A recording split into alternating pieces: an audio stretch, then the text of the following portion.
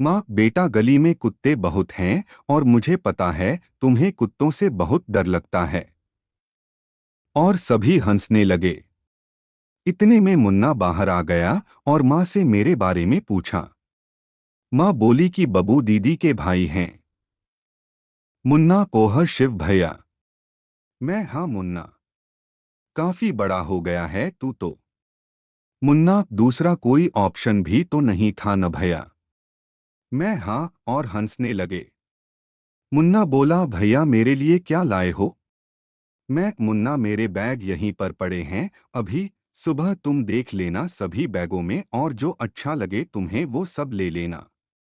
और मैं माँ और संजू को मिलता हूँ बोलकर अपने घर के लिए मुन्ना को साथ लेकर निकल गया। घर की तरफ जाते जाते मेरे दिल की धड़कनें बढ़ रही थी। मामबाऊ जी पढ़ाना चाहते थे मुझे और मैं पढ़ना नहीं चाहता था तो घर से 8 वर्ष पहले भाग गया था। इतने वर्षों तक मैंने कभी फोन भी नहीं करा था घर पर। किसी को अब कोई खबर भी नहीं थी मेरी।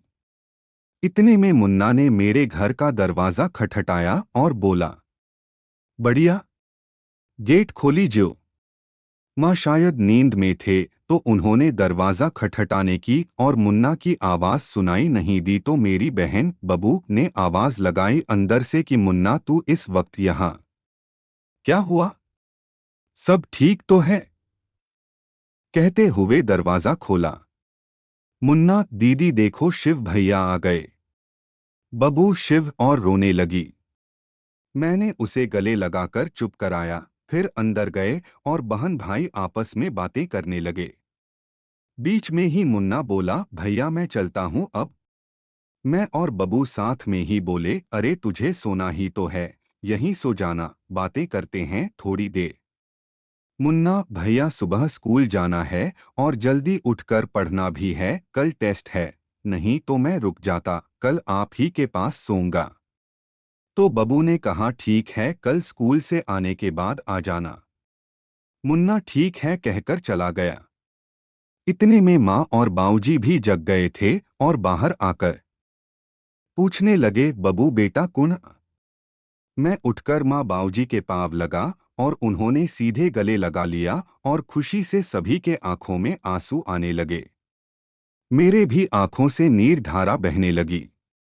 माँ ने मुझे चुप कराकर चाय पिलाई और फिर खाने का बोला तो मैंने मना कर दिया। मैं, माँ और बबू बातें कर ही रहे थे कि अचानक से मैंने पूछा, दादाजी कहाँ हैं?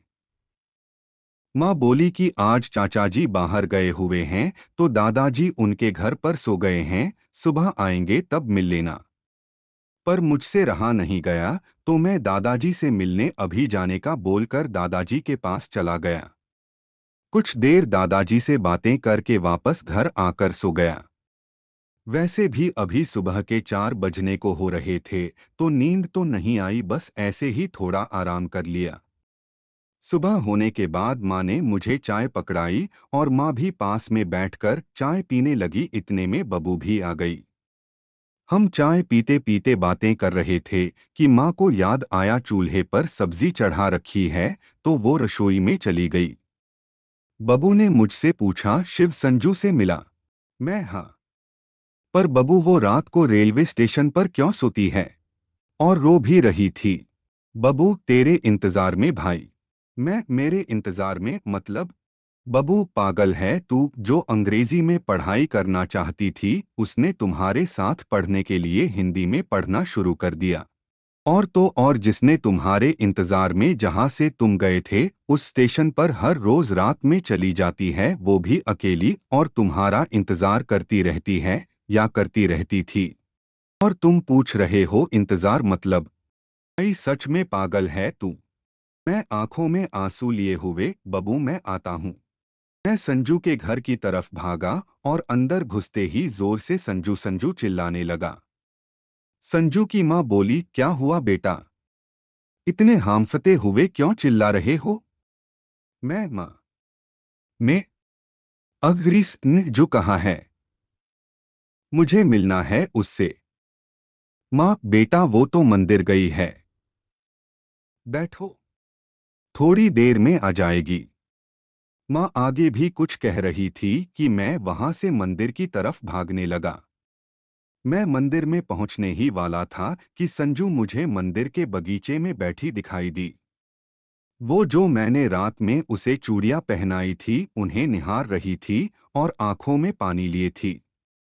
मैं उसके पास जाकर बैठ गया और उससे पूछने लगा, क्या कर रही है यहाँ? संजू आंसू पोंछते हुए, कुछ नहीं, बस बैठी थी। मैं, अच्छा। आंखों में आंसू किस लिए? संजू, कुछ नहीं। कचरा चला गया था आंख में, तो पानी गिर रहा है। फिर कुछ देर तक हम दोनों ऐसे ही बैठे रहे। न तो वो कुछ बोल रही थी न ही मैं कुछ बोल रहा था।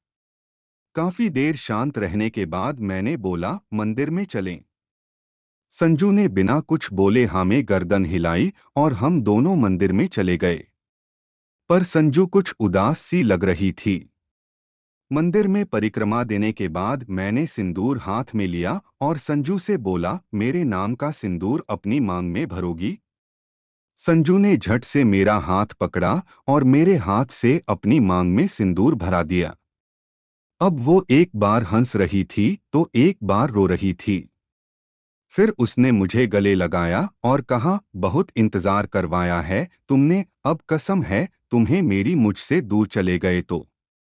मैंने भी उससे कभी दूर नहीं होने का वादा किया।